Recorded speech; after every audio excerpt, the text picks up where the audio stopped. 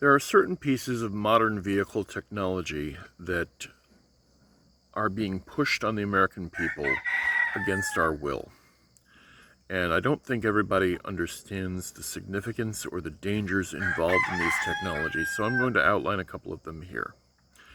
The first and most glaring is the automatic braking system, which is being touted as incredibly safe for avoiding collisions on the road and not running over pedestrians in the way.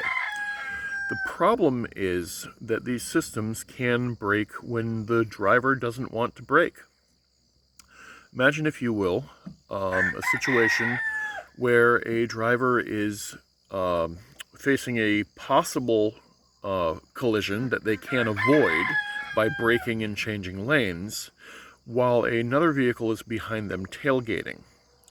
Now, if the automatic braking system were to engage under this circumstance, it would engage the brakes fully and completely. The vehicle would come to a screeching halt, and the tailgater behind them would strike them.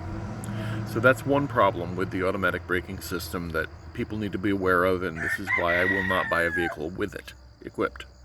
Another scenario where I can foresee tremendous difficulties is if there is an active shooter situation, which unfortunately is becoming very more and more common in our society today as people suffer greater and greater indignities and rules and laws being forced upon them that they did not choose, and which, things are against the law which shouldn't be against the law, but we'll get into that another time.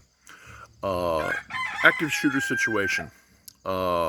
Somebody is walking through a parking lot or an area blowing people away, and you have managed to make it to your vehicle, and you are driving away at speed, and the active shooter steps in front of your vehicle, and the automatic braking system kicks in to prevent you from running over that pedestrian, whom in this particular case you want to hit and run over because you want to escape their bloody rampage.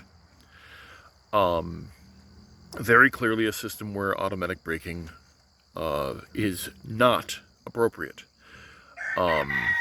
So automatic braking system, that's just two situations where I can think of that I would not want my vehicle to brake for me. That's why the decision of whether or not to brake is mine and mine alone. And it always should be. It should belong to the driver, period. Second is the OnStar program, which is great for people who are having heart attacks or if you've been in a collision, blah, blah, blah.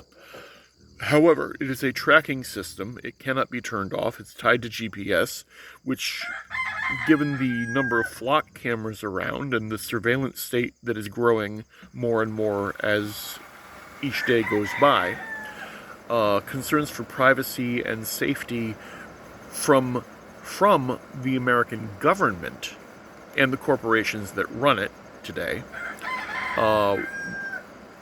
Anytime that we can prevent ourselves from being tracked by companies, corporations, and by extension the government, because the companies share all the data with the government upon request in most cases, or government is granted unlimited access to begin with. Now, why is this a problem? You say, if you don't have something to hide, if you're not engaging in criminal activity, why do you care? Well, I care. I shouldn't have to have my whereabouts and my activities tracked at all times.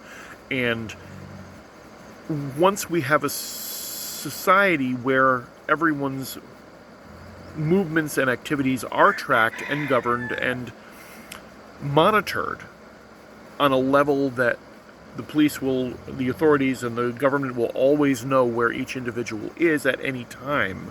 Once that infrastructure in place, it's nearly impossible to turn it off or to remove it without destroying the technology and the infrastructure. We must have privacy. It's a fundamental right of human beings.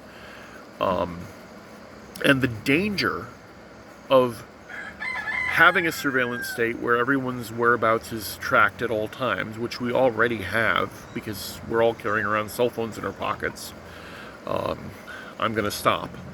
I'm going to leave mine at home from now on. That opens the door to harsher, restrictor, totalitarian laws being put in place.